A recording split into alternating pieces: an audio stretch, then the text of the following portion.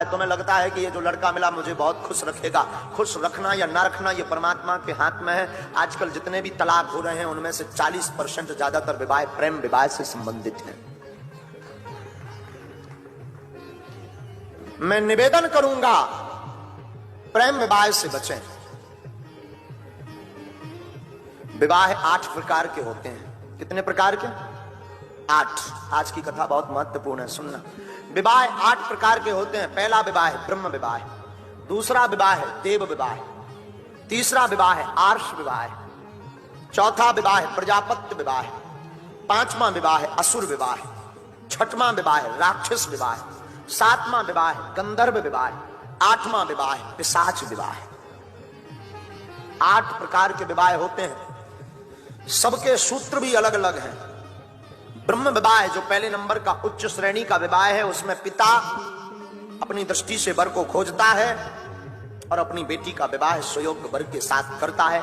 इसे उत्तम विवाह माना गया, इसका नाम है ब्रह्म विवाह। दूसरा विवाह है देव विवाह।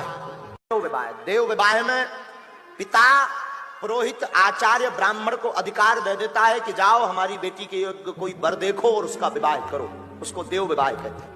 तीसरा है आर्ष विवाह, आदर्श विवाह। आर्ष विवाह में वर पक्ष कन्या को संतुष्ट करने के लिए एक बैल, गाय, पशुधन जिसे कहते हैं, और गाय यानी गाय माता, गाय पशुधन नहीं है, गाय मां है, गाय मां को दान दिया जाता है और इसको आर्ष विवाह कहते हैं, जिसमें कन्या पक्ष को बैल अथवा गौ माता दान देकर के कन्या दान में ली जाती है। इसको आदर्श विवाह कहते हैं।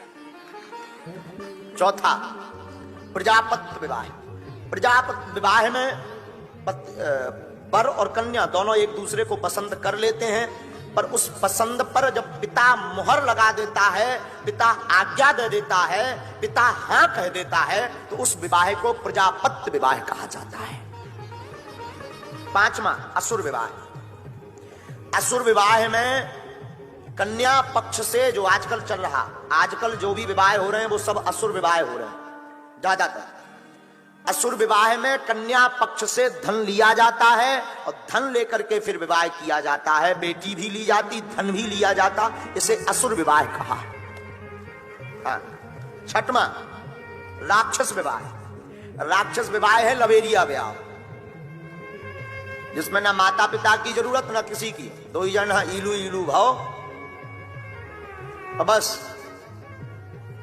1 2 3 मताई बाप ने हानि कही सो फोर रोड़ गए, कई का भाव, कई बिटिया भग गई, लड़का भग गो, डूब मरो। जो अपने माँ बाप की नाक कटवा कर, अपने बाप जिसने जीवन भर बोझ लेकर के तुम्हें पाला पोसा बड़ा किया, समाज में उनकी नाक कटवा करके जो बेटा या बेटी भाग जाते हैं वो भी राक्षस हैं और उनका विवाह भी राक्षस विवाह है। हम प्रेम के विरोधी नहीं है, आप प्रेम करो, पर प्रेम ऐसी जगह करो जहां तुम्हारे पिताजी आज्ञा कर दें कि यस जा बेटी तू ब्याह कर ले। प्रेम ऐसी जगह करो ना।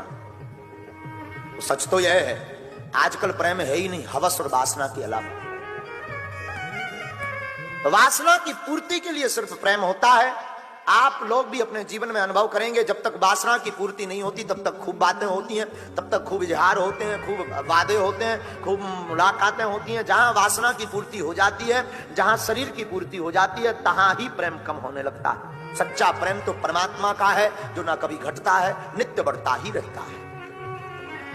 तो छठवां विवाह है राक्षस विवाह, जिसे प्रेम विवाह का। सातवां विवाह है गंधर्व विवाह। गंधर्व विवाह युद्ध करके, किसी पिता के ऊपर चढ़ाई करके, किसी के भाई के ऊपर चढ़ाई करके उसकी बेटी अथवा उसकी बहन के साथ विवाह कर लिया जाए, उसको कहा गया है गंधर्व विवाह। ये भी गंदा विवाह है। आठवां सबसे निकृष्ट विवाह जिसको माना गया उसका नाम है पिशाच विवाह। पिशाच विवाह में लड़की की बिना असहमति के विवाह जब किया जाता है तो उसको पिशाच विवाह कहा गया। ना पिता की सहमति हो, ना भाई की सहमति हो, ना लड़की की सहमति हो, बलात् रूप से उसके साथ अनैतिक रूप से संबंध बना करके विवाह किया जाए तो उसे पिशाच विवाह कहा गया। परंतु सबसे उत्तम विवाह है ब्रह्म विवाह, जिसमें माता पिता दोनों पक्ष राजी हो, बेटा और बेटी, वर और कन्या दोनों राजी हो, ऐसा पाणी ग्रहण जब पड़ता है वो विवाह सक्सेसफुल होता है।